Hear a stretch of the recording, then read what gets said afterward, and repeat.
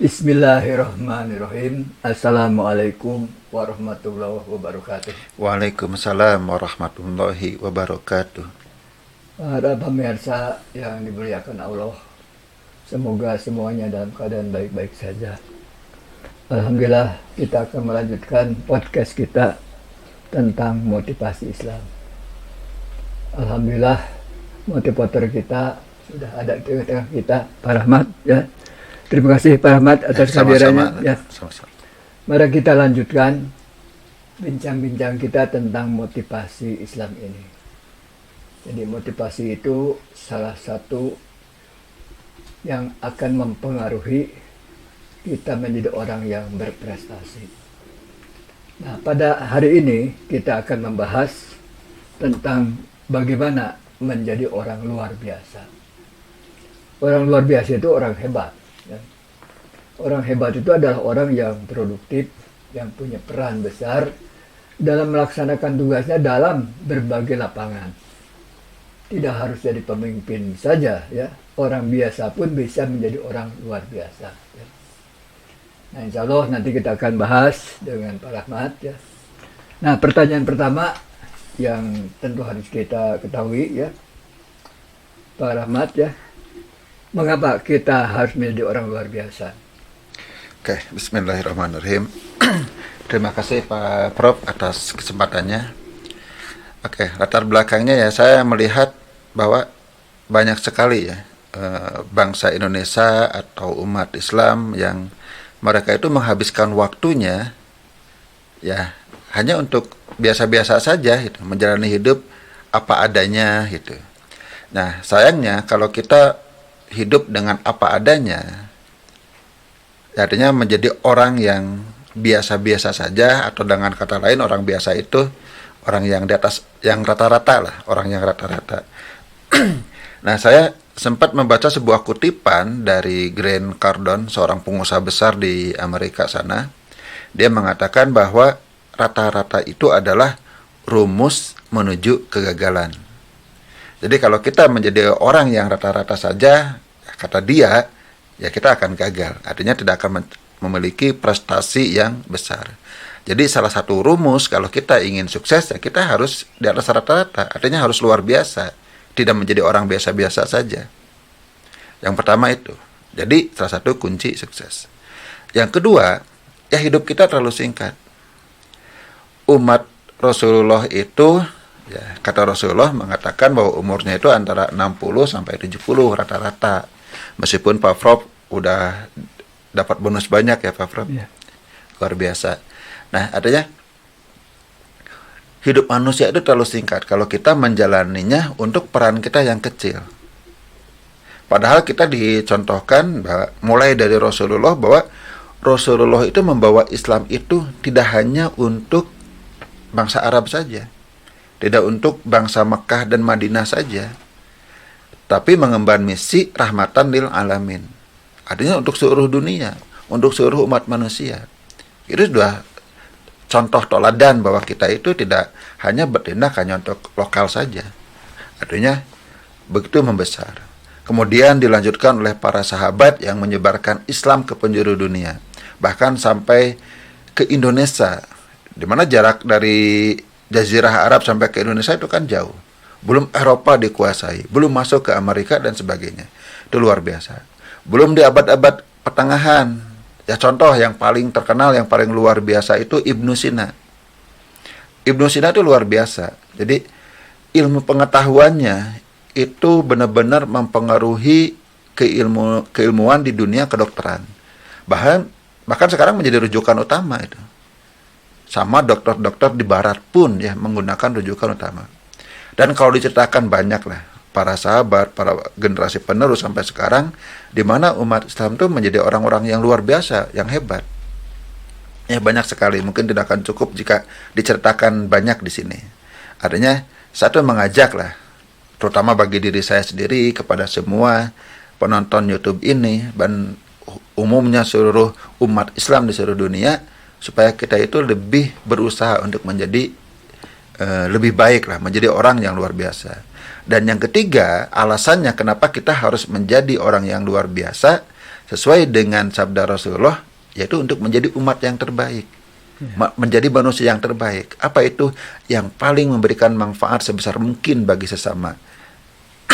Karena semakin hebat kita, semakin luar biasa kita, manfaat yang akan kita berikan juga itu akan sangat besar kepada sesama. Begitu Pak, kira-kira. Oh gitu ya. Ini menarik sekali Pak Rahmat ya. Pertama bahwa hidup kita itu terbatas ya. Betul. Bahkan kita tidak tahu berapa lama sebenarnya Betul sekali. yang Allah akan berikan pada kita. Tentu saja oleh karena itu setiap waktu, setiap saat yang ada pada kita atau diberikan Allah pada kita hendaknya dimanfaatkan ya. Itu adalah orang luar biasa, tidak hanya biasa-biasa saja ya. Kemudian yang kedua, memang kita itu harus hidup sukses ya. Betul sekali. Jadi orang sukses itu berarti kan orang yang produktif. Tadi katakan bahwa sebaik-baik manusia adalah orang yang paling besar manfaatnya ya, bagi diri sendiri, bagi keluarga sendiri, dan juga bagi orang-orang lain. Betul sekali. Nah itu ideal kita. Oke lah. Nah itu kita baru satu poin ya tentang mengapa atau alasannya kita harus menjadi orang luar biasa ya. Ini pertanyaan kedua ini Pak Rahmat ya. Ini gimana caranya supaya kita bisa menjadi orang luar biasa lah? Apa itu hanya sekedar berdoa gitu ya? Betul sekali. Apa hanya melanjutkan pendidikan pada pendidikan yang setinggi-tingginya ya? Atau mungkin ada hal-hal lain yang Ya, harus kita perhatikan? Betul sekali. Baik ya. Beberapa waktu yang lalu, mungkin ya bagi penggemar sepak bola, mengenal seorang pesepak bola dunia yang bernama Sadio Mane. Kebetulan Sadio Mane itu seorang pesepak bola muslim. Berasal dari Senegal, dari Afrika, dari kampung yang dia tuh miskin. Dan sekarang menjadi pesepak bola kelas dunia dengan bayaran yang sangat tinggi. Kemudian dia pernah di Perancis, pernah di Inggris, sekarang dia berlaga di Jerman kalau salah. Di Liga Jerman, artinya dia menguasai Eropa dan dia menjadi bintang juga di Afrika. Ini sebuah contoh kecil, seorang anak yang dia itu nyaris tidak sekolah, berada di kampung terbelakang, tapi dia sekarang menjadi bintang sepak bola dunia. Dan bukan hanya menjadi bintang, tapi dia benar-benar mengubah kehidupan minimal di kampung dia. Dia datang balik ke kampungnya, dia mendirikan rumah sakit, mendirikan sekolah, stadion sepak bola, menyantuni fakir miskin. Itu sebagai contoh ya orang yang dia sudah mencapai prestasi luar biasa. Meskipun ini baru di bidang sepak bola. Banyak aspek yang lainnya. Banyak aspek lain, ini hanya salah satu contoh. Yang menarik saat membaca atau saya menonton kisahnya, dia itu memang sejak awal sudah punya visi dan misi yang sangat besar. Dia visinya ingin menjadi seorang pesepak bola kelas dunia. Dan dia punya misinya ingin membantu sesamanya di Senegal, di kampung-kampung miskin. Jadi dia ingin mengangkat kemiskinan. Nah, saya mengambil pelajaran, kalau kita ingin menjadi orang yang luar biasa, maka langkah pertama itu kita harus memiliki visi dan misi yang besar. Jadi bukan hanya bisa makan, bukan hanya bisa menyekolahkan anak, tapi sesuatu yang besar. Kalau kita misalnya ingin menjadi seorang karyawan yang seperti apa? Seorang pebisnis yang seperti apa? Yang besar, bukan hanya untuk bisa makan saja. Jadi langkah pertama kita harus punya misi yang besar. Bahkan kalau perlu, misi yang mengubah dunia. Baik dari segi keilmuan, contohnya Ibnu Sina yang tadi kita singgung. Ibnu Sina memiliki keilmuan yang itu mengubah dunia. Karena ilmu kedokteran sekarang itu merujuk ke Ibnu Sina. Kemudian yang kedua, ya jelas, kita tidak bisa meraih hasil yang besar jika diri kitanya terus-menerus seperti ini, kecil gitu. Nah, kalau kita ingin meraih visi dan misi yang besar, maka ya kita juga perlu untuk mengupgrade diri kita. Jadi terus-menerus mengupgrade diri kita. Seringkali target besar itu bukan targetnya yang terlalu besar, tapi karena diri kitanya yang terlalu kecil. Artinya ilmu kita kurang, mindset kita lemah, keterampilan kita jelek gitu. Ya upgrade itu semuanya. Jadi upgrade itu semuanya supaya kita mampu meraih visi dan misi yang besar. Nah, setelah kita mengupgrade ya, mungkin di beberapa episode yang lalu kita sudah bahas tentang bagaimana pentingnya mengupgrade diri sendiri, ya salah satunya untuk ini, untuk mencapai visi dan misi yang besar. Kemudian yang ketiga, nah kita harus mengatur apa-apa yang kita lakukan, supaya apa yang kita lakukan itu bisa mencapai visi yang besar itu, yaitu mulai dari sistem kerja, mulai bagaimana kita menjalani hari demi hari. Itu harus ada sistemnya, sistem yang efektif, sistem yang produktif, sistem yang menghasilkan. Cara bekerja kita gimana? Bahkan sebenarnya mulai dari bangun tidur. Banyak orang yang bangun tidur itu dia tidak bisa sholat subuh ke masjid. Dengan alasan, oh saya masih ngantuk, saya capek, dan sebagainya. Sebenarnya ini bisa diperbaiki, sistem bangun pun bisa diperbaiki. Bagaimana caranya supaya kita itu bangun, langsung bisa bangkit dari tempat tidur dan ke kamar mandi ya untuk mempersiapkan sholat subuh. Apalagi untuk sistem bekerja, untuk sistem bisnis. Perbaiki supaya hasilnya lebih efektif. Kemudian kita juga harus punya yang disebut punya aturan atau rule. Kita udah punya sistem. Nah, bagaimana kalau sistem ini tidak kita lakukan? Buat aturannya buat diri kita. Misalnya kita minimal meraih berbagai target. Kalau tidak tercapai, apa punishment-nya? Kita punya aturan untuk diri sendiri. Kenapa? Hanya dengan aturan yang ditegakkan lah kita bisa berjalan lebih baik. Harus punya standar dalam hidup. Artinya tidak asal-asalan. Kalau kita ingin menjadi orang yang luar biasa, kita harus punya standar tinggi. Ya sebagai contoh, kalau kita bekerja, kita harus punya standar. Misalnya dari segi waktu, saya mencatatkan laporan kalau orang lain itu 2-3 jam, kalau saya cukup 1 jam.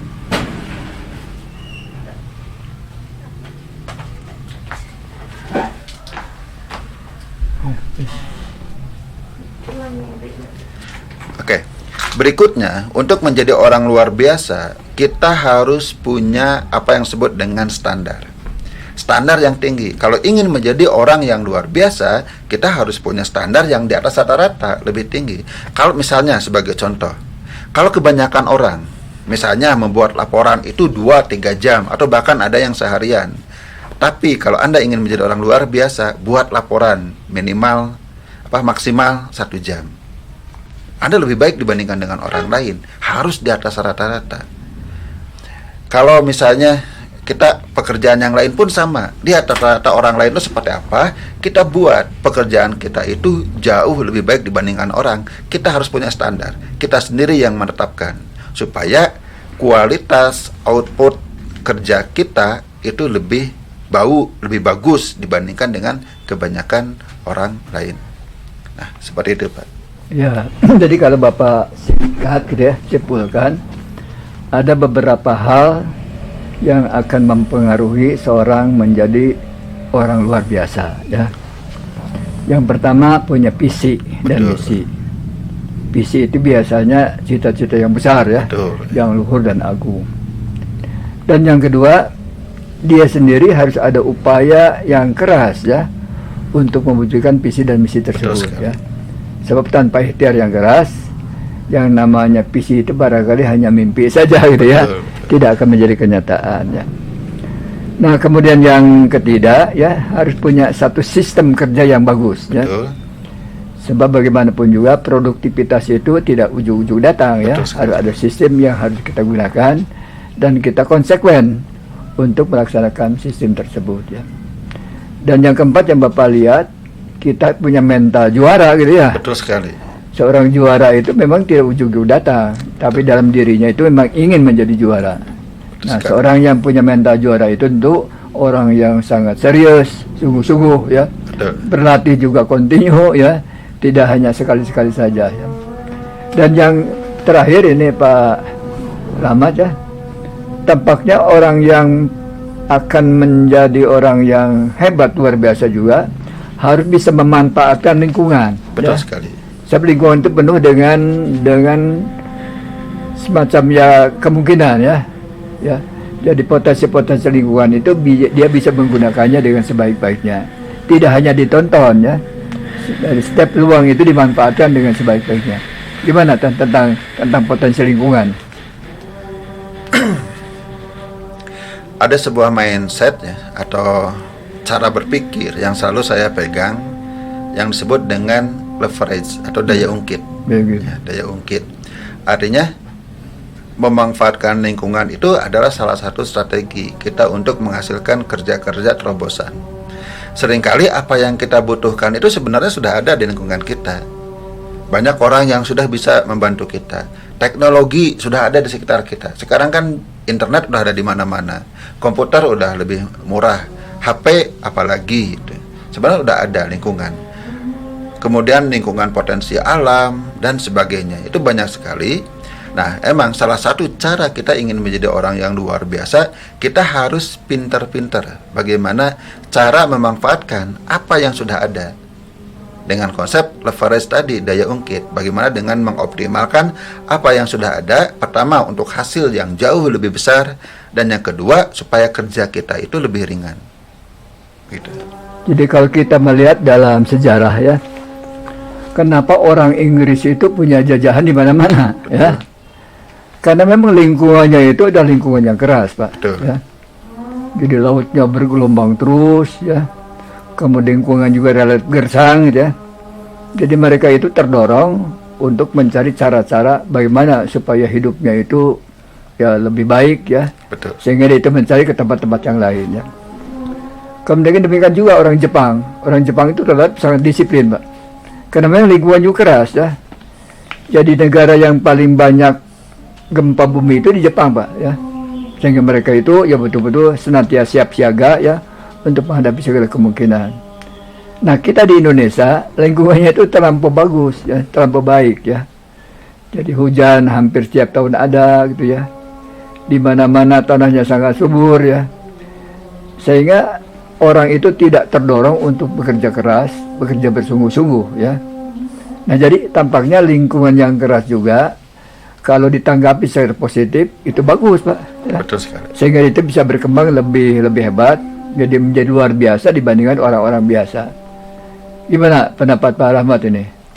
Ya, setuju sekali. Intinya salah satu sistem sukses itu adalah harus memiliki inspirasi untuk bertindak. Iya. Nah, tadi sama Bapak disebutkan inspirasi bertindaknya orang Jepang karena sering gempa. Inspirasinya bertindaknya orang Inggris karena lingkungannya yang seperti itu. Kayak contoh di Manchester kalau hujan terus, Pak. Iya. Ya, di sisi lain kalau dingin sekali. Emang lingkungannya itu akan memicu orang untuk bertindak. Di sisi lain di Indonesia dengan segala kekayaannya, bagi sebagian orang malah membuat mereka tuh hidupnya terlalu enak, jadi kurang fight, kurang berjuang, kalah lah perjuangannya. Apalagi saat Jepang kena bom atom, itu kan revolusi yang luar biasa. Setelah kena bom atom, karena negerinya hancur, tapi itulah justru menjadi titik kemajuan bangsa Jepang. Memang itu harus dijadikan inspirasi.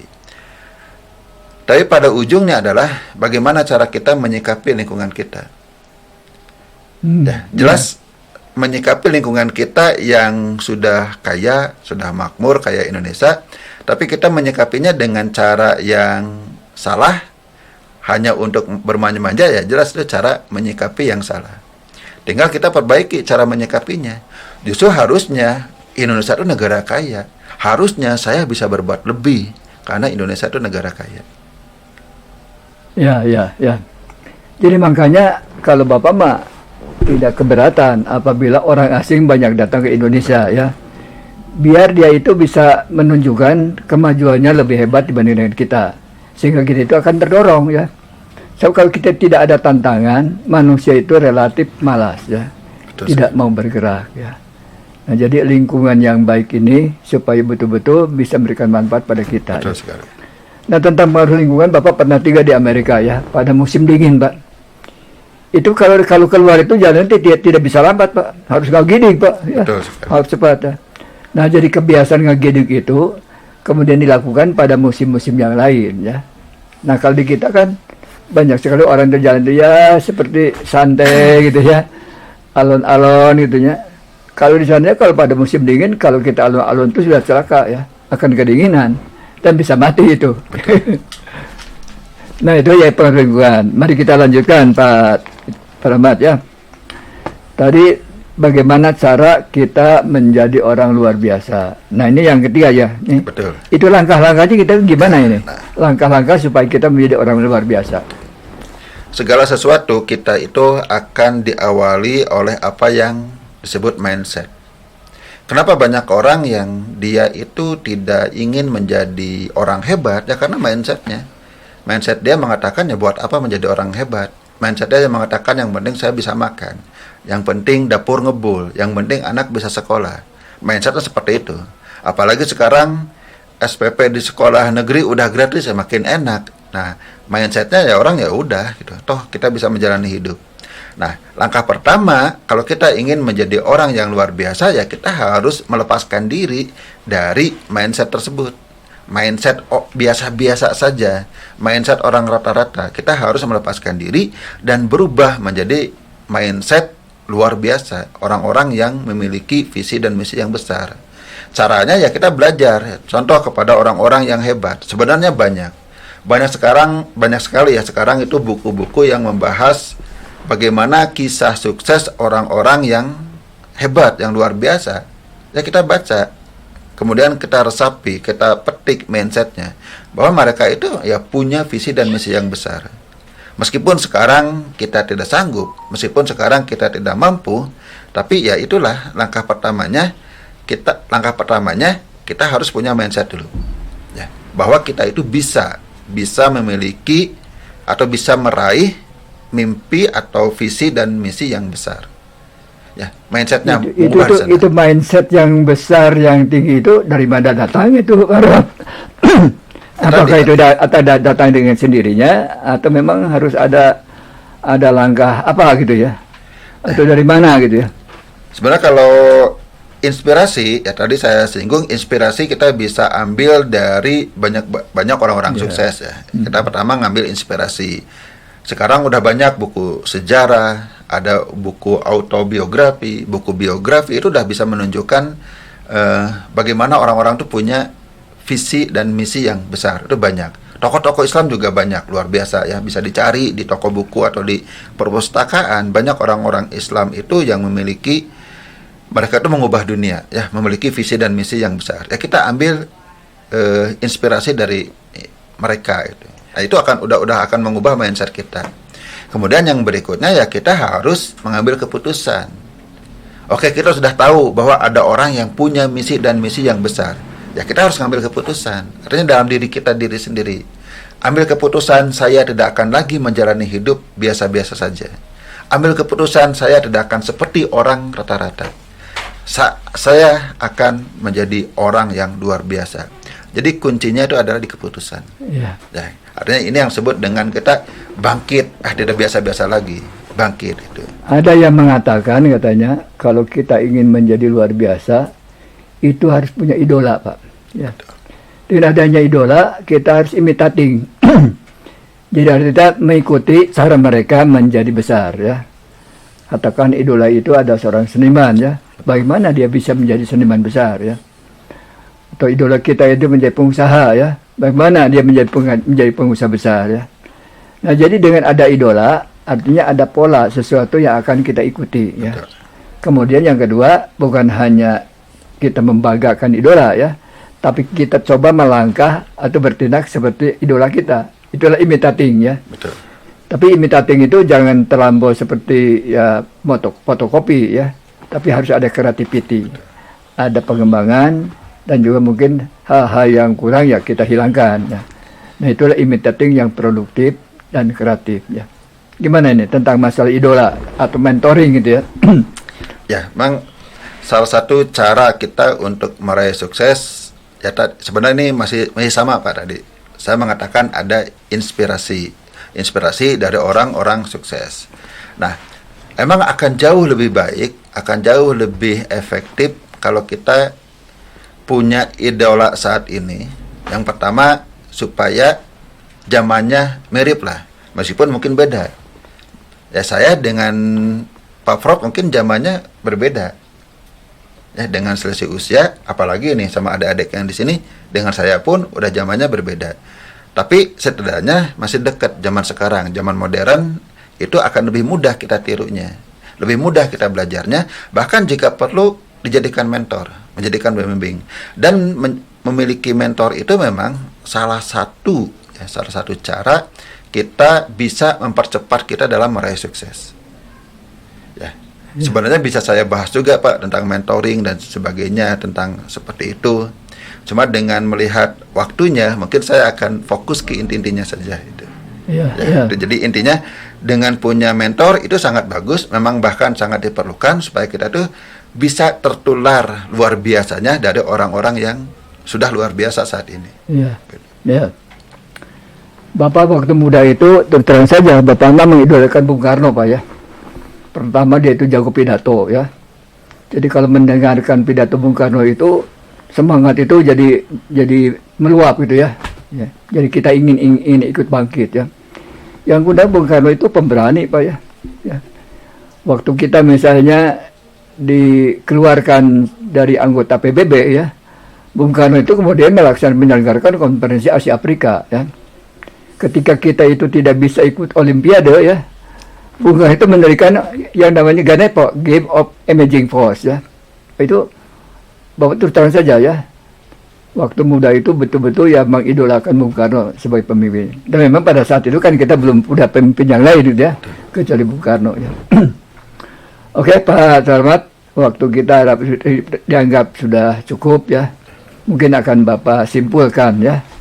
Jadi para hadirin sekalian ya, kita memang harus ada keinginan menjadi orang yang hebat, orang luar biasa ya. Tapi tentu saja keluarbiasaan kita itu tidak ujug-ujug datang ya. Itu ada satu proses ya. Nah tadi pertama ya kita harus punya alasan kenapa kita harus menjadi orang luar biasa ya. Karena kita ingin punya prestasi yang luar biasa yang akan memberikan manfaat besar bagi diri kita, keluarga kita dan bangsa kita bahkan dunia ya. Yang kedua bagaimana ya langkah-langkahnya, cara-cara kita menjadi luar biasa ya. Tadi Pak Rahmat sudah menyatakan ya, di antaranya apa yang paling penting itu langkahnya itu? Ambil keputusan. Ambil keputusan ya. Ambil keputusan bahwa kita ingin menjadi orang luar biasa. Orang yang lebih hebat, lebih baik dibandingkan rata-rata orang lain ya. Nah jadi luar biasa itu datang dari diri kita sendiri ya. Memang ada pengaruh dari luar ya. Sebab kalau ada orang yang pengaruh dari luar itu besar sekali, apakah itu lingkungan, apakah itu orang-orang ya. Dan yang ketiga, langkah-langkah yang harus kita lakukan supaya jadi orang luar biasa. Tadi pertama harus punya visi dan misi ya. Nah, dengan visi dan misi kita punya mimpi, tapi mimpinya jangan hanya sekedar jadi mimpi ya. Tapi harus kita berusahakan mimpinya itu bisa diwujudkan ya. Nah, yang kedua tadi ya, yang sangat penting supaya kita menjadi orang luar biasa, ya kita harus mengupgrade diri ya. Ya. Jangan puas dengan apa yang ada sekarang. Misalnya pendidikan ya. Kalau pendidikan kita baru S1 ya berusaha supaya punya S2. Kalau sudah S2 menjadi S3 ya. Itu mengupgrade diri. Kalau sekarang kita misalnya tidak bisa pidato, berusaha supaya pindah pidato ya seperti Bung Karno ya. Kalau kita sekarang itu misalnya kurang banyak kawan, berusaha gimana supaya kita banyak teman dan lain-lain. Jadi harus ada ikhtiar dari kita sendiri ya. Jangan hanya mengharapkan dari orang-orang lain ya. Dan yang ketiga barangkali ini Pak Rahmat ya, tadi mungkin kurang ditekankan, perlu ada fokus Pak ya. Fokus. Sebab kalau orang itu mengusahakan sesuatu itu terlampau banyak objeknya, itu kan potensi kita, tenaga kita terbatas. Nah oleh karena itu kita harus fokus ya. Kalau kita akan bergerak dalam bisnis ya bisnis. Kalau kita akan bergerak dalam bidang misalnya seni ya bidang seni ya. Kalau kita juga akan hebat di bidang olahraga ya olahraga ya. Bapak dengar itu yang nama para juara itu latihannya itu bukan main Pak. Betul, ya. Luar biasa. Misalnya si Sandi ya juara badminton tersebut ya. Dia mengatakan bahwa saya latihan itu 1 minggu itu sampai 5 kali katanya ya. Pagi sore dan sebagainya ya. Jadi tidak ujug-ujug ya, menjadi hebat itu tidak ujug-ujug. Ada satu proses yang harus kita lalui. Itu aja barangkali para hadirin sekalian, mudah-mudahan ada manfaatnya. Mari kita berusaha menjadi orang yang terbaik. Sebab menjadi orang terbaik itu bukan hanya kita akan terkenal misalnya ya, Tapi yang lebih penting kita menjadi orang yang bermanfaat bagi orang lain.